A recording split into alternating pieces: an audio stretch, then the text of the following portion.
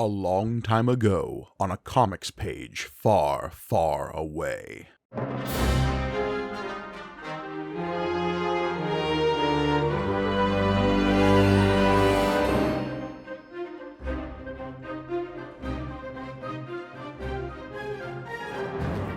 Greetings and welcome to May the Panel Be With You, the Star Wars comic book show brought to you by the Punch Up Entertainment Network. I am your humble host, Mike Gargoni, and joining me, as always, Dodonna's beard color guy to my Leia's inappropriate kisses, it's John Campbell. Yes. Hello, everybody. Oh, we're back in a galaxy far, far away, and a long time ago in reality, too. Yes, indeed. Back again in the 70s, as always, but this time with characters we actually like. Yeah, believe it or not. This time we're checking in with Luke Skywalker. I'm not familiar. Skywalker? Yeah. I definitely don't know who this guy on the cover is when we get to it, but... yeah, I'm more of a fan of Jim Starkiller, personally, but that's just me. But yeah, we've got the return of some fan favorite characters here in Star Wars number 27 by Marvel Comics Group. We are, in fact, doing issue number 27. That was originally released in September of 1979. The creative team we have on this issue is a lot of the old favorites, and by favorites I mean Carmine Infantino's back on pencils. But Archie Goodwin is on writing. We've got Bob Wycheck on inks, Petra Goldberg on colors, and John Costanza on letters. So basically the same creative team we've had for a while now. And honestly, that's not going to get shaken up for a while either. Free-floating shooter. Yeah, that shooter just waiting up there on the hill. I just see him like the shark in Jaws, where he's like, shooter. What year does the first Secret Wars come out in? It's still a few years after this. It's like 81? It's early Secret War, 84. 84, wow, that's later. He's still a few years out from it. Yeah, and obviously, like, Secret Wars 2 is the one where he goes full ego trip, but Secret Wars 1 is definitely, like, a turning point in Marvel Comics that is, like, very much helmed by him in terms of, let's call it corporate synergy. Yeah, and kind of destroys the comic book. It's certainly something that is ever a weight around the superhero comic book industry. Yeah, in terms of, like... Once you could do that... Then it became, oh my god, we have to do this all the time. While it didn't create the crossover event, it definitely set a very upsetting template for what the crossover event would become. God, yeah. Well, because the sort of cynicism of it, right? Yeah. As opposed to because like when was next year is Crisis on Infinite Earths, but Crisis on Infinite Earths felt like the kind of the opposite of that, where it's like we have to do this. Well, and obviously you have Chris Claremont over in the X line, doing things like Fall of the Mutants a couple of years before this, I believe. And that was really hailed as like the first big, like, you had to read 3 different comic book series to kind of get the whole story. Right, yeah. And then it's just like, wait, we can do this just to do it. Which maybe wasn't the best decision. We never did anything. I mean, we're still a long ways out from any kind of crossover in Star Wars. Yeah. Wait, Fall of the Mutants was 88? Fall of the Mutants was after Secret Wars? I don't know what to believe anymore. Oh, man. Yeah, yeah. But anyway, let's talk about which is Star Wars 27. And finally, the return of, as the cover declares it, Luke and 3PO stalked by the sinister cyborg. It is, in fact, a sinister cyborg. No, not the one you're thinking of. Nope. Mostly because we don't know at this point that Darth Vader is a cyborg, but... This is true. Yeah, I did think it's interesting. They're very declarative, the sinister cyborg, not a sinister cyborg. According to this comic, there's just the one. And also, he's the hunter, as opposed to any other bounty hunter we'd eventually get to know in Star Wars. This is the hunter. Which is very funny because we're months out now from the release of the movie that has all the bounty hunters. Yeah. Remember when they just cut to all the bounty? It's one of my favorite things where they just go, ladies and gentlemen, the bounty hunters. We don't need their scum. But Ooh, look, Empire is going to be the biggest shadow cast over this comic book series in the next few issues. We are in the immediate lead up to a stronger ramp up in terms of media presence of Empire Strikes Back. It was the follow-up to the biggest movie in the world, so there was inevitably a media blitz about what this movie was going to be. There was a lot of speculation around that at the time. Obviously, you have set photos and stuff getting out in Starlog magazine and stuff. Yeah, and one of the big things that Empire had was Time Magazine did a big thing about it. It's Time Magazine didn't really cover. It's this was a big enough cultural event that even Time Magazine is showing the first photos from Empire Strikes Back. Yeah. And so I think there's going to be a lot of stuff that changes in this book in the coming months based on what they know is coming, what they think they know is coming, and then obviously the atom bomb that is Empire Strikes Back will firmly explode in this book. To see that, because it's always all of a sudden it's going to be whole new pieces of information that actively contradict continuity we have established in this comic. Yeah, exactly. Yeah. There are a few things that will probably change, mostly having to do with Darth Vader and the Empire, but we'll get there when we get there. Yeah, that's actually, other than some mentions of them, they're not a huge part of this issue specifically. But I'll tell you what is one of the most disturbing depictions I've seen of Luke Skywalker. What is going on with him on this cover? Because I am scared. I mean, he's just got those real classic Infantino angry eyes, and everyone's got them. And no pupils. I think that's a real thing. He's got Fremen eyes. Yeah, the blue within blue, the eyes of the Abad, as they're known, is a true sign that somebody has indulged too deeply in the spice melange. But with the shortening of the path and walking along the golden path, he will eventually see that God Emperor Duke Leto Atreides II was truth in his diaspora of humanity across the stars. Was this comic cover that made Frank Herbert consider suing Star Wars? Yeah, not the desert planet. No. I don't know what you're talking about. I always love that attitude. I mean, we might have mentioned that before, that Herbert was always I'm not going to sue, but I just want to know, and I could. Look, he was very benevolent and kind. I'm not going to go, because that's a waste of time, but I would have a case. Trust me, folks. I mean, look, Han's a spice smuggler. It starts on a desert planet. He's not wrong. But we're going to let it slide this time, Lucas. For the sake of sci-fi. Thank you, Frank Herbert, for not making a thing out of this. Yeah. But yeah, and we've got, once again, the angular of Infantino artists we talked about. Look at just how much sharper and pointier, all of 3PO is. He's not rounded in places. All of 3PO. I mean, look, even the half of Valance's face we see in the back has just, a, obtuse triangle for an eyebrow. Yep. Oh man, he just can't. Yeah. I don't know. The guy draws in straight lines, and they have to have 30 to 40 degree apertures on them. It's rough. I know he's a legend, but it is kind of wow. Okay. All right. And again, we've said it before, this book feels like an afterthought to a lot of these guys. They're just trying to pump something out and keep the company afloat at this point before the toy company buys them. These should be ripped right off the drawing board from Infantino and handed to, over there. It's not I don't think there's a lot of going over this. Yeah.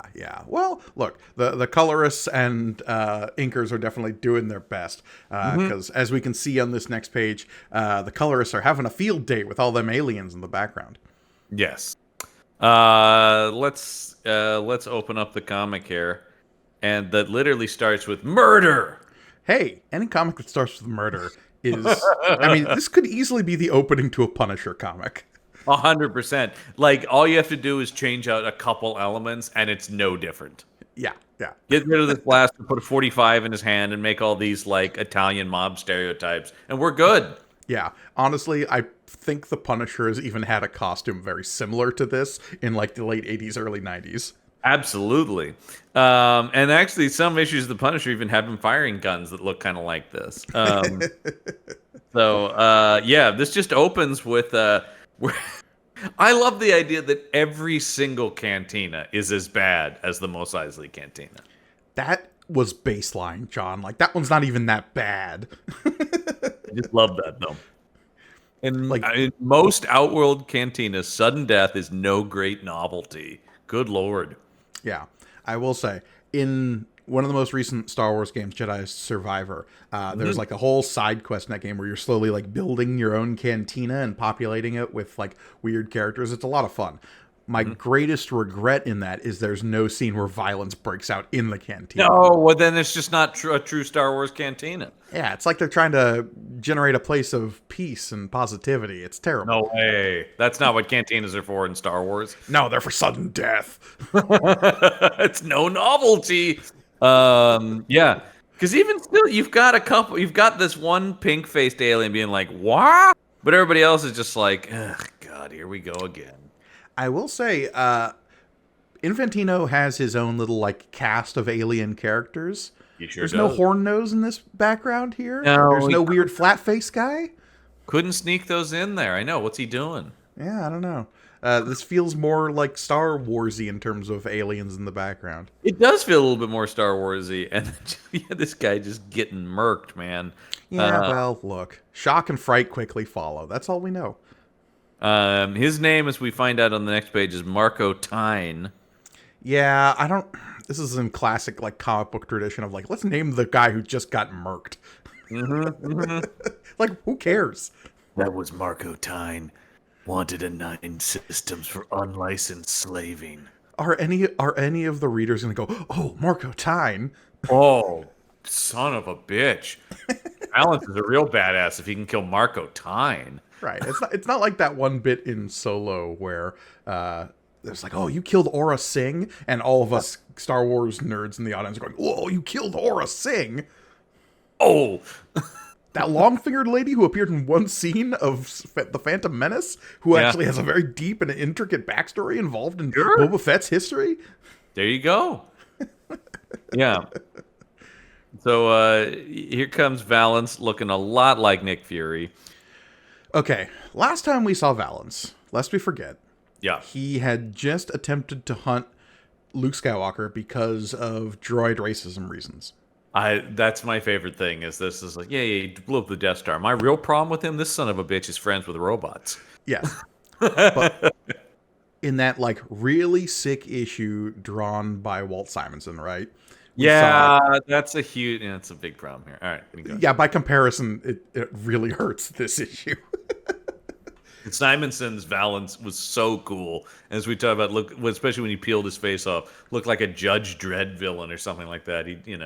So last we'd seen, like, half of his face had slagged off. Yeah, and it was cool as hell.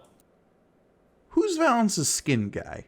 I thought, yes. And clearly he's got enough lying around, because later in this issue, when he just casually peels it off himself, I'm like, can you just put a new face on, like, very easily? Do you just have a closet full of these things? Like, you just... Oh, like... Because like Chameleon and Spider-Man, just a closet full of faces. It's 100%. That's what Valance's closet looks like. All of a sudden he just I don't know. This guy he doesn't look as interesting in the Infantino rendering of him. Yeah, he looks like Cable. I don't know what to say about it. Like, yeah, he kind of looks like he looks like Cable and Nick Fury had a baby. Yeah, because he's got the white temples. He's got the square jaw. He's dressed like Skeletor. 100%, yeah. Excuse me, who stole my dry cleaning? Like, if his blue bodysuit here just had nipples, I could totally believe that his body was blue and those bits of armor are just on him like a He-Man character. Oh yeah. This is the most form-fitting costume anyone's ever worn. What a badass dark move here that he just makes a couple of bar patrons carry the body out with him. Yeah, that was pretty brutal. I do like what a bastard Valance is. I love the barman who's just like, 5 weeks he's been around. At least once a week he does this. That means at least 5 times Valance has just walked in and shot someone in this bar. I love it. And then press ganged other people to carry out the corpse. Boy. You think, and yeah, this bartender's going, you think those guys come back and pay their tabs after that? Hell no. They're gone. God damn it. Valance is bad for business. And Valance isn't even doing the classy Han Solo thing of like flipping the coin and saying sorry for the mess. Well, that's what separates a hero and a villain, Gurgun. I think really that's key here. Paying for the corpse juice he left on the ground. I mean, to be fair, Han did just leave at least Valance cleans up. Han left that. Somebody else is going to have to deal with Greedo's corpse. That's true. So maybe it kind of balances out. Han was paying for the removal services, and Valance takes care of it himself. Give this to the guys who have to. What we don't see is the guys who have to come in with the stretcher and stuff and get him out of there. Yeah. Then hose off the booth with whatever Greedo juices are left over. Valance is the kind of guy to walk up to the like ready window at the restaurant, like kitchen window, grab his own food just so he doesn't have to tip. Yeah. Yeah, well, yeah. The bartender goes, at least he cleans up after himself. We had Han Solo in here. He just left bodies. And a quarter. What am I supposed to do with this? I also like this the guy in who clearly stole some of Thanos' outfit here. Oh yeah, he did. With the purple jumpsuit and the gold boots. But him doing this like half peer out, where he's just like, oh man, that Valance sure is scary. It was worse for Marco Tine. Yeah, no shit. Thanos at home. Yeah.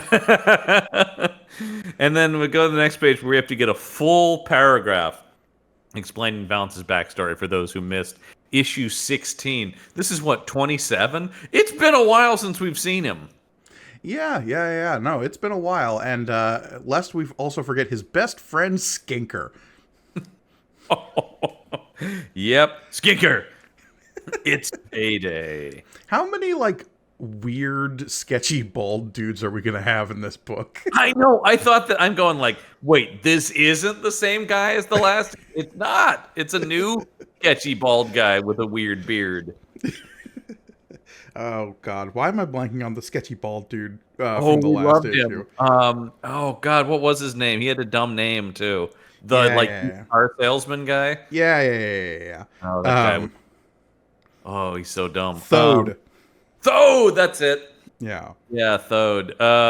Jorman Thode. Jorman Thode. This guy, though, at one point he says, collected another award. Did you get your work, Valance? Can't recall any other bounty ever survived it. I imagine he's like a Guy Ritchie character. Sure. Yeah. Right here, scavenger ships paid slim pickings these last week. Now all 2 or 3 PO models, just this lot. And so he is asking this guy to collect droids for him so he can just kill them because he hates droids so much. Look, Valance is an uncomplicated character in the most complicated way possible. It is, like, we know he doesn't like droids, but like it's like he wants genocide against them. He wants to go out of his way. I mean, at this point, it's edging towards, and I use that word very specifically, a sexual kink. Yes. Yeah, because it is. Look at him. He's just then there's no like. I'm not gonna take my time. I'm just gonna obliterate these droids, and there is just sort of like a. That's what I needed. Yeah, like he needs a hit off of just like droid murder. Oh, that's what I wanted, baby. Vidal Pacow. Which I don't. That the blaster making that noise as it's like shooting this. It's not a blaster bolt. It's like a ray. Yeah, I was gonna say you've never seen anything this destructive from like a hand weapon in Star Wars. Yeah, he just obliterates them all in one blast.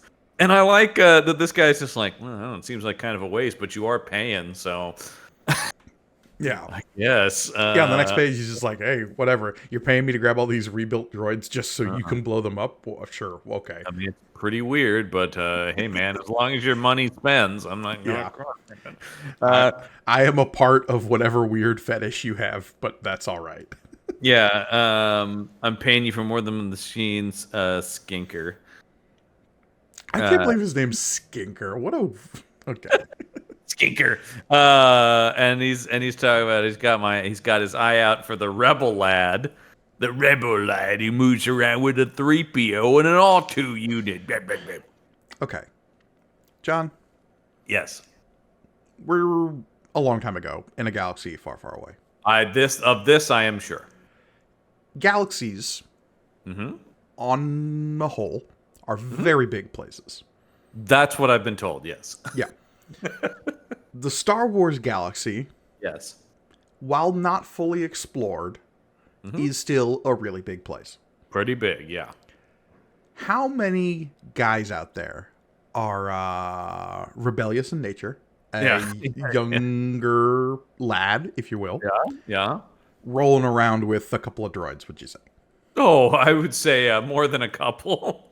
How many people do you think Valance has killed just on the off chance that they might have been Luke Skywalker? Quite a few. Yeah, quite a few.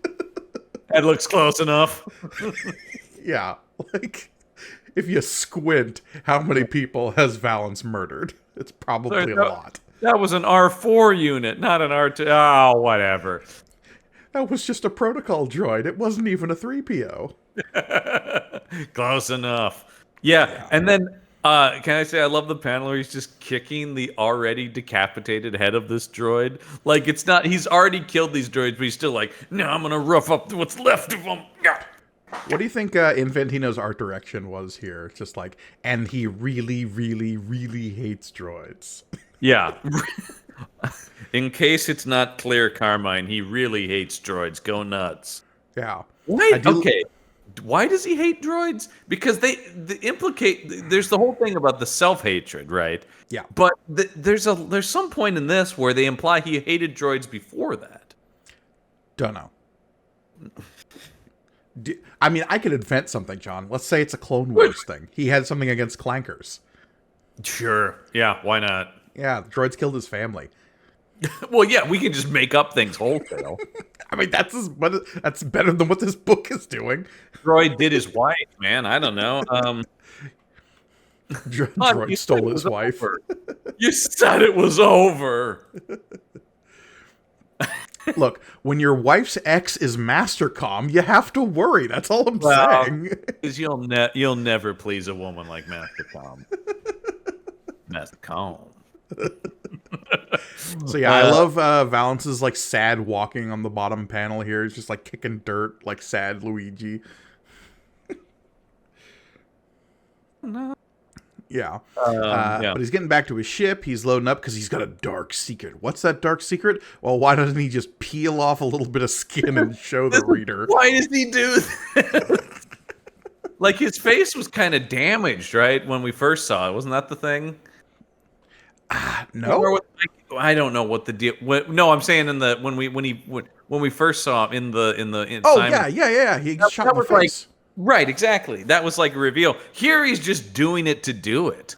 Yeah, this is like if you're sitting in your car, because he's going on to his own spaceship here, and he's sitting down and he's moping a little bit because he's so racist that it hurts. The racism, she burns. I mean, that's what's happening here. He's just like, he's so angry at Luke Skywalker for existing and being friends with droids. I can't believe he hangs out with those things. And he talks about his Imperial transmission tape, because lest we forget, Valance has seen the movie Star Wars. He's got Star Wars on tape.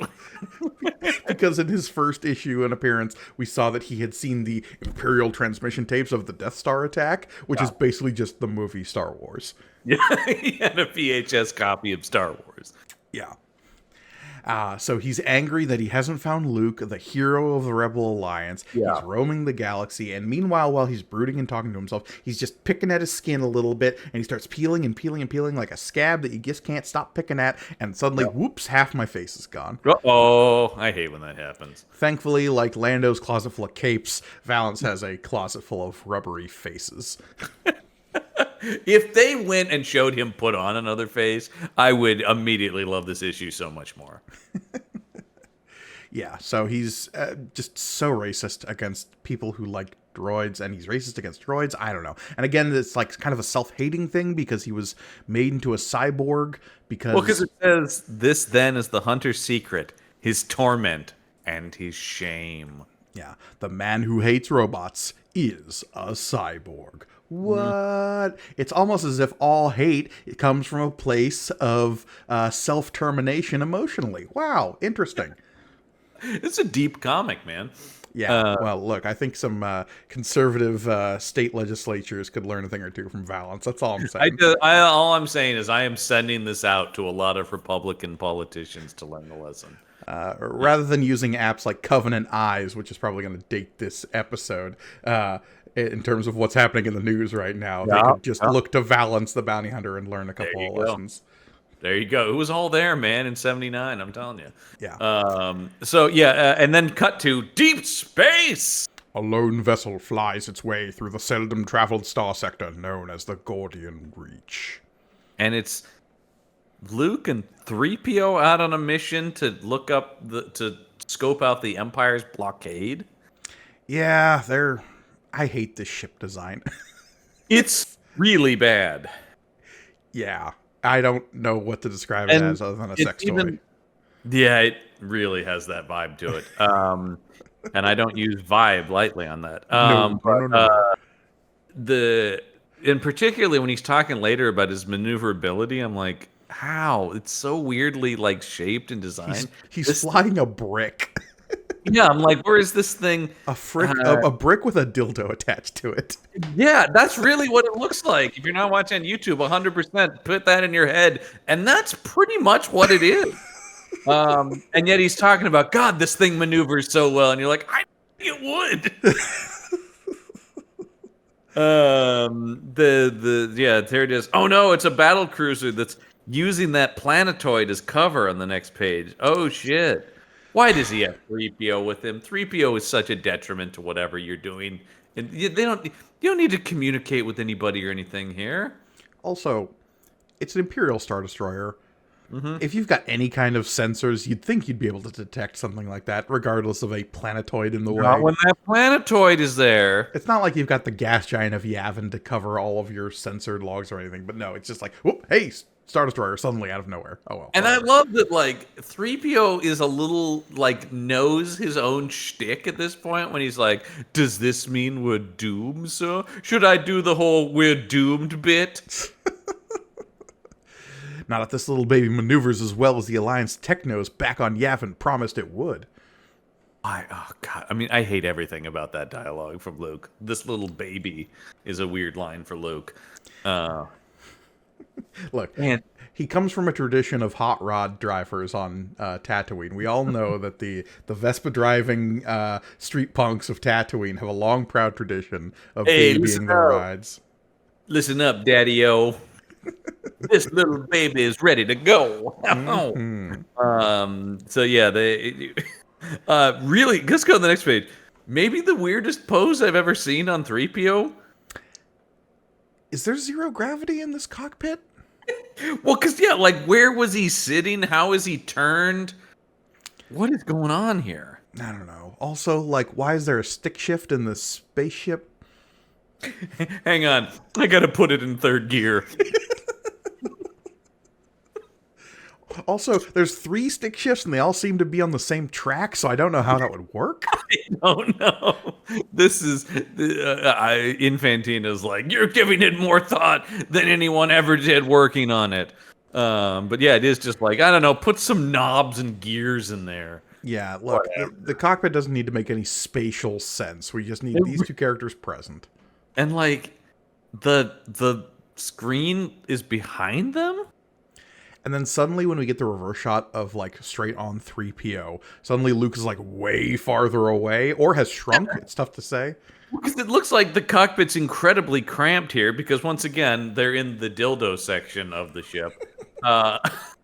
You'd think you'd fit better in the brick, but no. No. Sorry, you got to fly it from the dildo. I don't know what to tell you. But then all of a sudden, then there seems to be like a huge amount of room between them when they're like right on top of each other in the previous panel. Man, it's almost like they didn't figure this stuff out. Yeah, look. No one's ever accused Carmen Infantino of having spatial awareness, I guess. But don't worry, they learned some of Han Solo's smuggling tricks.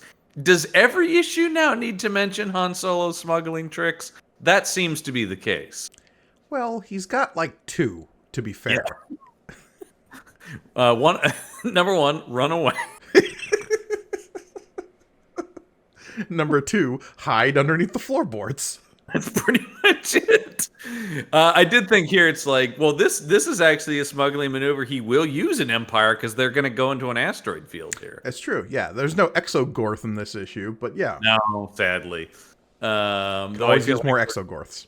I feel like we'll get that post-Empire because I feel like anything that's in Empire will find its way back into the comic post-Empire. Oh, yeah. Strap in for some hot bounty hunter action. I'm just letting you know that right now. Mm-hmm. And then I don't really understand what I'm looking at here with this explosion of purple. They've hit an... Is that the idea? Oh, I thought they got startled and released their ink cloud. Ah! Little known fact about Star Destroyer. And they're easily startled. They're easily startled. Easily startled. Oh no. Also, the scale here just doesn't make any sense if that's what's happening. Nope. Star Destroyers are usually massive, especially compared to like 2-man ships, like the one Luke and 3PO are supposedly on. Yeah, because they come. Yeah. When they do the big reveal of it, it does look massive. Then all of a sudden, I think the Star Destroyer is shrinking over the course of panels here. Or that, like, because yes, it looks like they're, like, exploding an asteroid or something. So either the Star Destroyer is running into it and it's very far away, or Luke is running past it, exploding, and the Star Destroyer is still really far away. Yeah. It's not good. It's not great. But they get away. So those last 3 pages really doesn't matter. Yep. They don't further the plot in any way, shape, or form. They don't really inform what's about to happen here. Yep. Because here they go. It's phase 2 of the mission. What was the mission? They send Luke out on a lot of scouting stuff. Yeah. Is what the comic does. I mean, if we go back a few pages, we get this dialogue. Master Luke, this dropping in and out of warp is playing havoc with my interior directional compensators. Part of our mission is to probe the extent of the Empire's blockade. So they're in the Gordian Reach, which is where Yavin is. Right. It's like that chunk of space. And what we established in the last few issues is that the Empire has blockaded the Gordian Reach in an attempt to contain the Rebel Alliance near Yavin. They're looking for any potential gaps in that blockade or anything, right? Exactly. Or where the extent of it is. Okay, sure. Yeah. You obviously, that's a good use of Luke Skywalker's time. He's just the guy that blew up the Death Star. It's fine. Yeah, I don't know. Yeah, what else is he going to do? The last Train to issue... be a Jedi? Well, the last issue, they were just like, we're going to send him a suicide mission. He'll probably die, and that's just how it goes. Well, and the last issue had this, like, kind of, or at least it was trying to have this dramatic weight of General Dodonna and Princess Leia being like, look, anything to save the rebellion, right? Even if it means throwing Luke Skywalker's life away, we need to be able to save the rebellion and continue this fight. And this issue is just like, well, we sent the kid out to go grab a pack of cigs and a 6-pack, and he'll be back by Friday. Last time they were just like the greatest honor for the rebellion, and then it's just like, I don't know who's got like a boring mission anyone could do. We'll send Luke Skywalker out on it. Yeah. Jesus. And throw that annoying robot with him. That'll at least get him off our back for a while. Was Dak busy? Well, I know it really feels like Luke's the only pilot around at this point. Yeah, I don't know what Wedge is up to, but it's clearly something more important. Anyway, they're headed to the world of Junction. I do love planet names that are like just a thing. The planet of Junction. Yeah, like they don't give it some weird spacey name. They're just like, yeah, but it's just a place where things like came together, so we call it Junction. Like I like that as a sci-fi trope. Sure, that's fine. Yeah, it's just like it doesn't matter. Like, yeah. So there are many planets of a similar nature scattered across the endless spectrum of the outworlds. Essentially, they are trading posts, gathering places and watering holes for those that roam beyond the civilized systems. I've got no problem with Junction. What I do have a problem with is that this place looks exactly like Mos Eisley. Well, look, there's a certain standard that people build outland posts, and if it's mud huts and people in robes, like that's what we got. They're just like, no, I'm sorry, we're not gonna try to come up with our own take on what this planet looks like. It just looks like the other stuff you've seen. Move on. I mean, I don't think this is a desert world, to be fair, but everything is still a mud hut. Yeah, that's it exactly. Which, no offense against people who live in mud huts. I know Adobe architecture is Sure, very yeah. like well designed and good for like heat insulation and stuff like that. Like Yeah. there is a practical reason for these sorts of architectural designs being so prevalent across many cultures. It's just we've seen it before in a sci-fi setting. Yeah. Yeah, and it just like, I mean, even if you do this basic, like, bring a little something new to it. And also, Luke talks about, wow, this place looks even bigger than Mos Eisley. Does it? Well, look, in 20 years, John, we'll get the special edition where we have the longer extended sequence where we fly into Junction and see more of it. Of course, of course. This will be the first real city I've had a chance to see since that time. Like, then starts at least an entire like page and a half of Luke Skywalker recounting past adventures. You know, like how people do when they talk to each other. And having the swoopiest hair Luke Skywalker has ever had. Oh, look at that, man. Yeah. I mean, literally, they're going like, ever since we went to Centaurus, oh, that was so dangerous. Yeah, we couldn't really enjoy it because we have to fix R2. And remember that time when Darth Vader almost got, just like, good Lord. Yeah. Is Centaurus where the wheel was? Yes. Because that's when they fled Darth Vader, was when they were escaping the wheel. Yes. Okay. I guess. I don't remember what system the wheel was in, so. Well, they say that was issue 25. That sounds about right. Yeah. Yeah. But I never even got to shoot any craps on that. Come on, man. yeah, I mean, he was a little busy fighting for his life. Wait, no, Star Wars number 25 is when they were, that's the Seg of Yavin. Oh, was that Centaurus then? But Centaurus didn't have a city. It was just like no, they were just like, it was a gas giant, wasn't that the thing? Centaurus was where they bought this shitty the ship. Yeah, we got no sense of that planet. No, as far as I knew, it was a used car dealership. It was just Thode motors, man. Yeah, like I think we're there for like 2 pages while they buy their ship. By the way, somebody make a Thode Motors shirt, please. Thode Motors is very good. Thode Motors. It probably won't fall apart. It's just Thode going. No refunds. And so yeah. Anyway, they're here to get parts for R2. Yeah, because R2 got messed up during the Siege of Yavin. Yeah, who could forget about the dangers? And they just happened to go to the exact same place we know Valance was destroying droids. What's this? Skinker's shop, where they've got all the extra droid parts. I wonder why they've got so many droid parts, John. It's not suspicious at all. Check it out. Horn nose. Hey, but this is a little froggy horn nose. This is like an old man horn nose. He's mixing it up a little bit, but it's still a classic Infantino alien. I love the idea that Carmen Infantino has this like roster of aliens in the back of his head, and he knows the life cycle of them and like what they look like as they mature into old age. And this is just like an old man horn nose.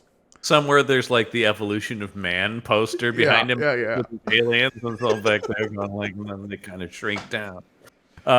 Yes. Also, this little horn nose is named Polyp. I know. I love that. And he must be Polyp, go get Valance. Tell him old Skinker has come across a likely looking prospect. Very likely. So like 10 minutes ago, Valance was in here blowing up droids, saying like, ugh, I just want to find that one blonde kid who loves droids so much. I hate him. I hate him so much. Skinker's like, whatever, dude. And then this kid just wanders in. Well, that was a freebie. But anyway, that we'll have to. That's our commercial break moment because it's time for an interlude. You're coming. Interlude. Don't worry, we're back on the 4th moon of Yavin. I think it's a jungle moon, John. I think there's a red gas giant in the distance. Yep. And a very sad Princess Leia who says, "This is silly." He's not wrong. I love that this, like, what if this is just the whole commentary on Infantino talking about this book? It's just like, ugh, this is silly. And here comes General Dodonna, man, a character who definitely like makes a presence. but he's such a bigger character in the comic than he ever is in the movies because he's always around in this comic. He's a bigger character in literally every other like Star Wars thing. Like in Rebels, he's a bigger deal. In like, I'm sure he's going to show up in Andor season 2. Because he's such a higher up in the rebellion, but most of the time the main characters of Star Wars aren't really at the like rebellion base, you know? Right, exactly. They're off doing missions. So conceivably Dodonna's the one handing out orders at places and stuff. But anyway, he's also gotten younger here. He's getting progressively younger. I just discovered this new thing, Leia. It's called Just for Men. All I do is rinse it in the shower, and look, 20 years younger. I mean, he's less wrinkly. He's less white in the hair. He's got this like big, like a Rick Trail smile in the last panel here. It's just like, did everyone forget what this guy looked like? Yes, they did. But he comes up here, and Leia's complaining about like, why do I have to stick around Yavin when everybody else is out having adventures? And he's like, because you're the face of the rebellion, baby. I mean, this has always been a thing with Leia, so it's interesting to see this start so early in expanded universe stuff of like, oh, Leia is this symbol to the rebellion, and there's a level of risk they can't expose her to because she represents a like rallying flag that they can point people towards. Right. It's so jammed into this issue as this interlude that it kind of bothered me. Yeah. No, it's ham-fisted here, that's for sure. And then the last panel of them with her like playfully kissing him and tugging on his ear or hair and him doing like a... Yeah.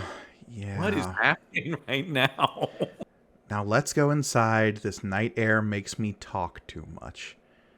There's an implication there that I don't like. Yeah. This book's whole thing is just like, sexual chemistry between Leia and everybody. Which, okay, that's fine. Mm-hmm. Assuming it's not with Luke. Well, yeah, then it's really not fine. Look, Leia and Luke doing mouth stuff in this comic has long been one of our biggest problems. Oh, God. I think mouth stuff is the best description of how it's drawn, too. I don't know if that was kissing, but it's definitely mouth stuff. Yeah. But yeah, it's just so weird. Well, thankfully we cut away from them pretty quickly to a shadowy figure in an alleyway because we can't not have a robed, long-nosed spy in a Star Wars book. Who's a Sith Lord, right? I don't know. He's dead in this page, so it doesn't matter. He has some. It really stood out to me though. You can't report Darth Vader's spy. Not on that set. I fused the circuitry. Well, maybe he's talking about... Well, this guy's an Imperial spy of some kind. Oh, an easier death than your Sith Lord master. Okay. Yeah. There you go. All right. First thing. Okay. Yeah. This guy wearing a plague mask for some reason. Yeah. Well, look, we had that like again. This place is just Mos Eisley again. So like there they had like the long-nosed guy who was spying on Han and Chewie and led the Imperials to their docking bay. And this time we've got this one. Yeah. And he's trying to send... What is the message he's sending to Darth Vader? That Luke is here? I don't know. So Larragon, dark figure retreats down a twisting alley, slips into... You can't report to Darth Vader, spy. Not on that... Yeah, I don't know exactly. Spotted you slipping away from... Yeah. My first week in a new port, and I make it the habit to learn about all the spies, Imperial, Rebel, or otherwise. Knowing your hideaway... It was no problem beating you here. So, like, it seems like this guy's just reporting to the Empire just, like, on routine spying matters. And Valance is like, no, fuck you. He's just like, nothing doing, boss.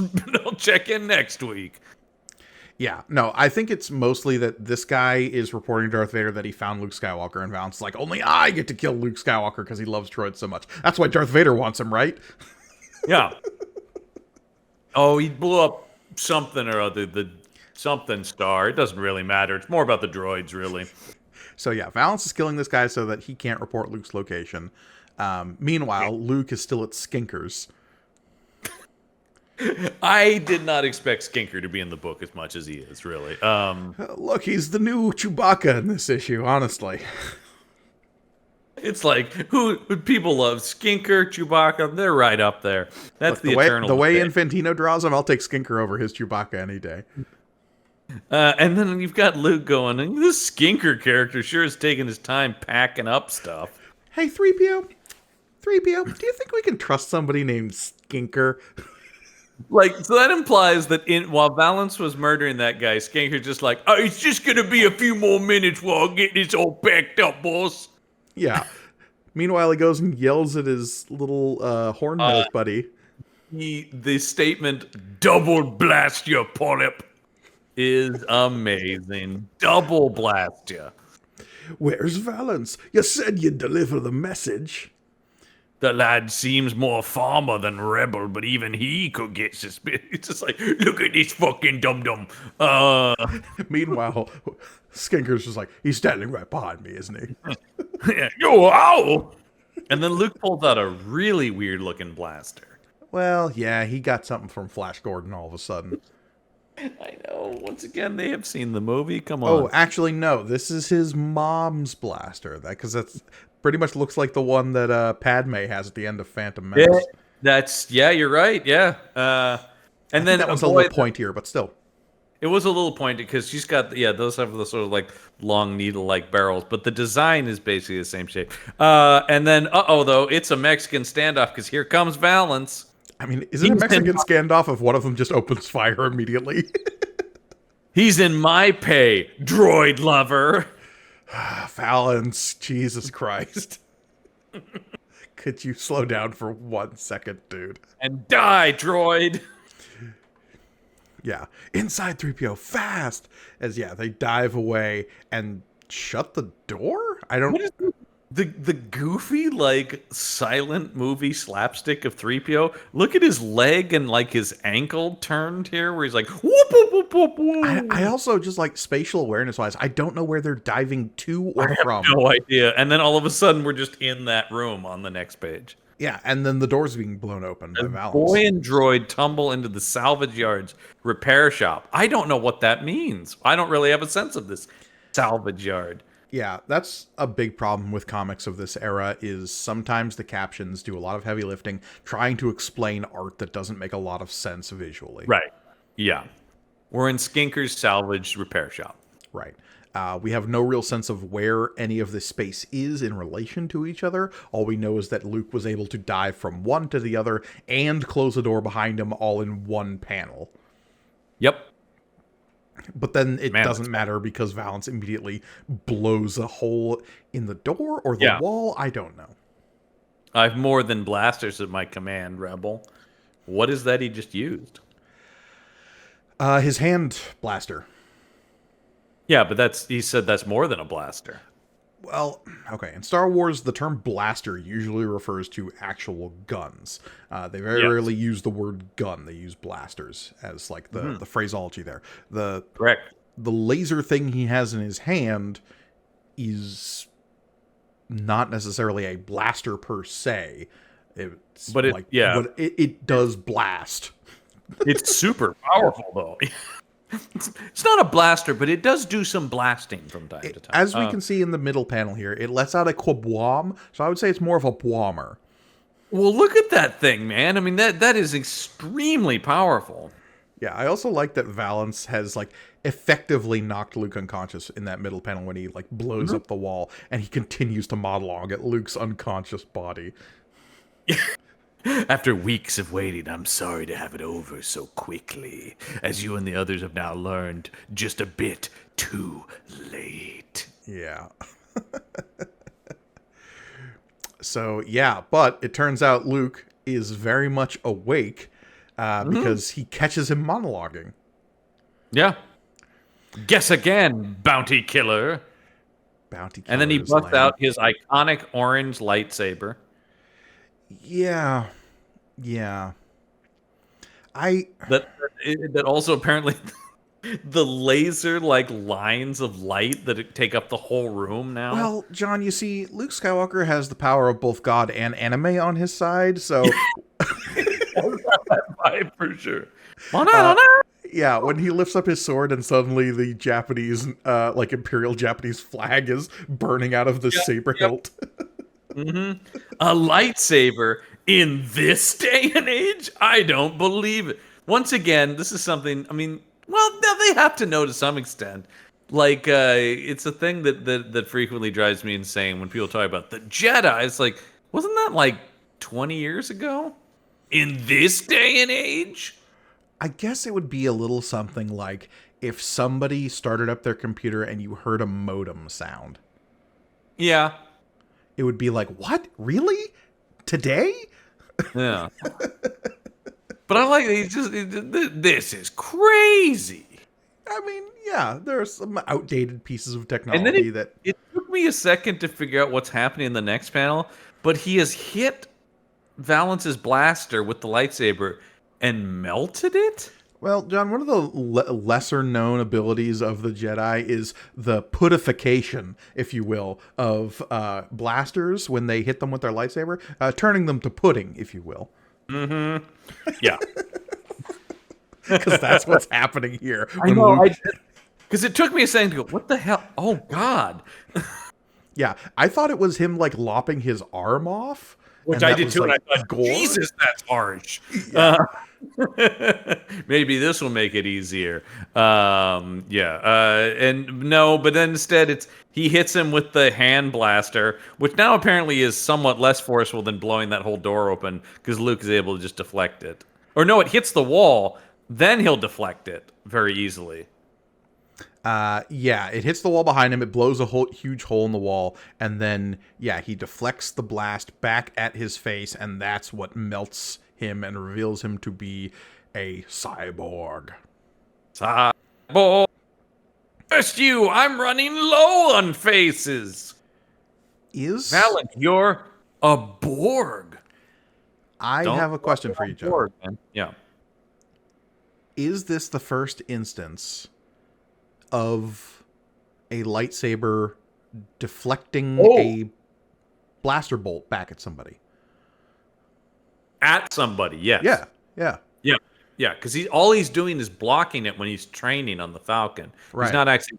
I believe, yes, it is. And Obi-Wan never uses his lightsaber against, like, stormtroopers or whatever. Which makes no sense, but yes, that's true. So, at least as far as the canon is concerned at the time, this is like, oh, lightsabers can bounce laser bolts back at people? Yeah.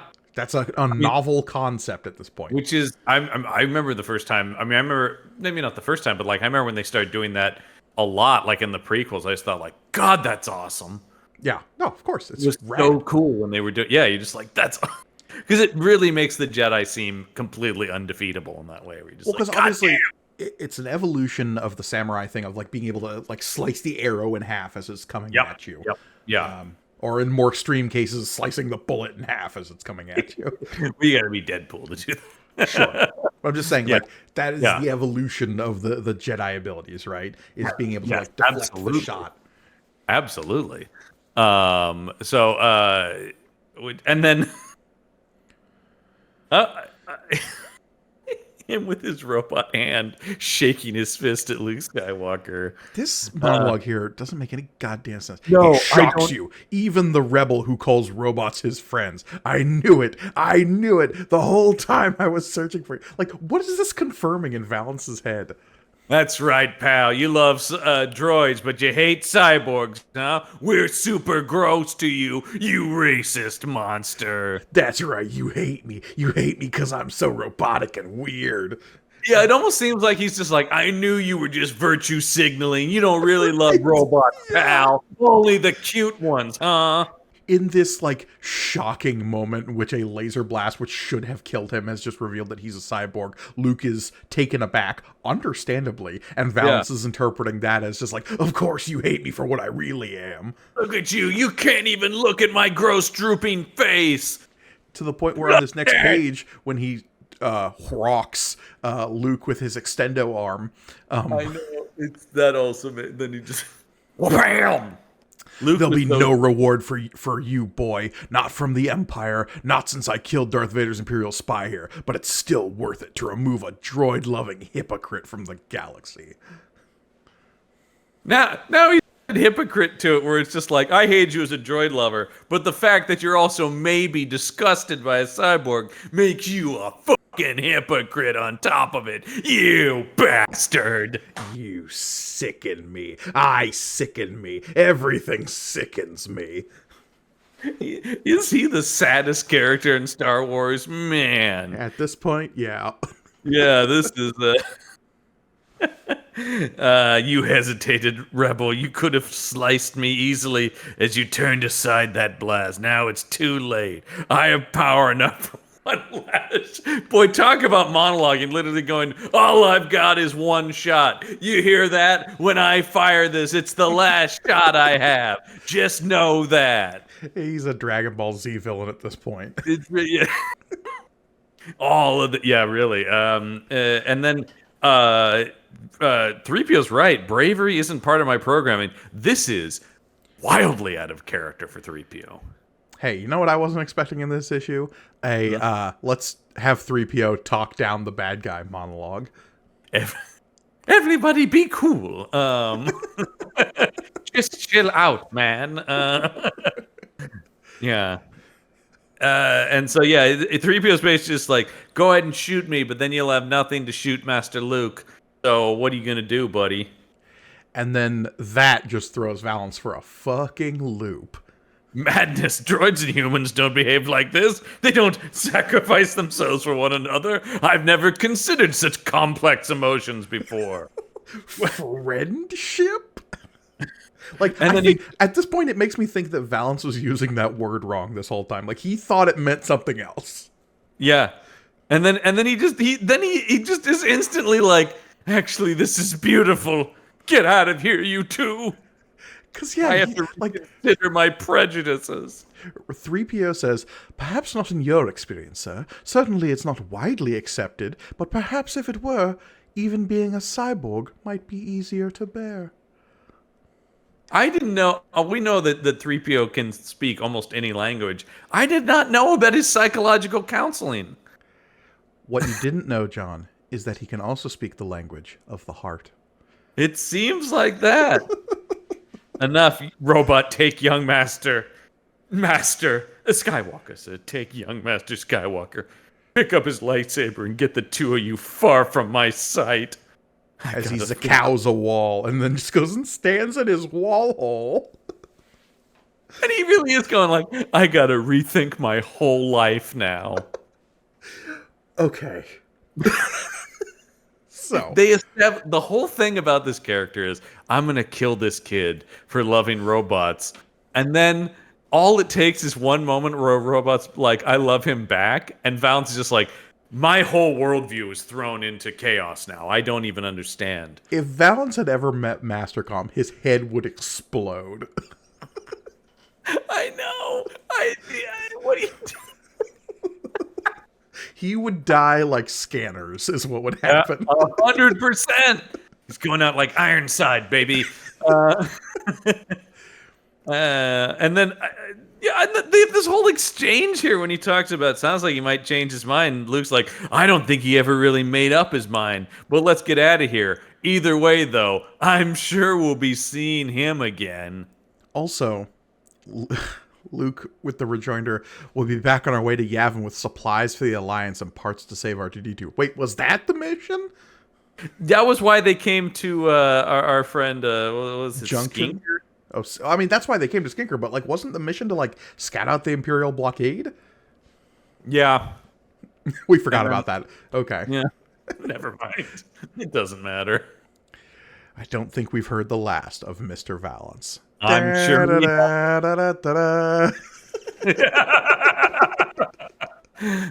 it makes me think of the Simpsons thing with Chief Wiggum PI, where he's just like, should we arrest the villain? Nah, let him go. I'm sure we'll be seeing him each and every week. But next week, we're going to get a few answers concerning Han Solo, his partner Chewbacca, and whatever happened to Jabba the Hutt. Hutt with one T. Hutt with one T, indeed. Whatever happened to Jabba the Hutt? Wasn't that a classic old film? Yeah. Famous Broadway play, Who's Afraid of Jabba the Hutt? I would watch the shit out of that. 100%. Who's Afraid of Virginia Woolf just replaced with Jabba the Hutt. Jabba the Hutt, yeah. And it's basically the same, like, incredibly melodramatic thing about a marriage collapsing, but it's set in Star Wars. Yeah, and it's all about Jabba the Hutt and Bib Fortuna. Why don't you love me anymore? I don't want I couldn't understand anything when he was saying, but I was riveted. Wanga Uso divorce proceedings. In the one door, you broke my heart. But yeah, that is it for Valance for now. He'll for be now, back. Yeah, because I have a feeling we'll be hearing from him again. We'll be hearing from him again. But as 3PO so rarely gets the wins in most of these conflicts. I know. I do just want to point out that this is our first, like, confirmed 3PO has just, like, broken an enemy of some kind. And it was Valance, of all people. With, like, an appeal to humanity. Yeah. It's so bizarre, man. Yeah, I want the 3PO, like, hostage negotiator comic now. Please, you have so much to live for. I just, like, we could spend the next hour, like, really trying to figure out Valance's psychology, but it's not going to matter, really. So let's not worry about it. Well, because he's so one note that they literally are just like the second a second note is even remotely, like, enters his brain. He's like, well, that throws everything into whack. It really makes me think he has killed so many people so quickly that no one's ever had time to actually say, but actually... And now he's got to consider all of that. That's weighing on him. Oh boy, yeah, he's going to be standing in that wall hole for a while. But when next we see him, he may be up against a different cyborg that we might have a bit more affection for. Oh yeah, but no. First, it's Jabba the Hutt 1T. First, we got to catch back up with Jabba the Hutt with 1T. I really do need to stress the 1T on that Hutt because this is a Jabba that we've seen before in this comic book. Yes. That is not the Jabba the Hutt that we are akin to. Far from the Jabba the Hutt we know. So this is 1T Jabba, and we'll just say that he is a completely different character that Han Solo also owed money to. Man, who would have guessed 2 Jabba the Hutt spelled differently? 2 Jabbas spelled slightly differently. It is hell on the Tatooine phone book, but... Well, yeah, join us for that next week. But of course, if you want more from us, you can head over to our Patreon page, which is patreon.podbean.com/punchup. There you can get cool exclusive bonus content from all the shows on the Punch Up Entertainment Network. And if you're watching us on YouTube, be sure to like, comment, and subscribe below, and ring that bell for notifications. Yeah. Comment below. Please let us know, who is your favorite droid who could have possibly shut down Valance with any other sort of appeal? Obviously, you got your IG-88s who could have just, shot him in the face. Yeah. But what are some other droids that could maybe have stopped Valance's rampage with an appeal to his... not everybody hates droids mentality. How would Professor Hu Yang handle this situation? Hu Yang would have shut this guy down so quick. Absolutely. But yeah, that's going to wrap things up for May the Panel Be With You this week. Absolutely. I've been Mike Gergoni. I'm John Campbell. And as always, may the panel be with you.